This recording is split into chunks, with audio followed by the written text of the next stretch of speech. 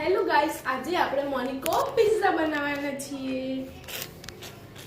આપણે ડુંગળી ટમેટાને સમારી લીધા છે, ત્યારબાદ આપણે કેચઅપ લઈ લીધો છે, ત્યારબાદ આપણે મોનિકો બિસ્કિટ લઈ લીધા છે અને આ ચીલી ફ્લેક્સ અને એનાગ્રીનો છે। ત્યારબાદ હવે આપણે મોનિકો બિસ્કિટ ઉપર થોડો કેચઅપ લગાવીશું। હાય ગાઈસ, હવે આપણે આમાં કેચઅપ નાખી દીધું છે। હવે આપણે આમાં ડુંગળી ટમેટા નાખીશું।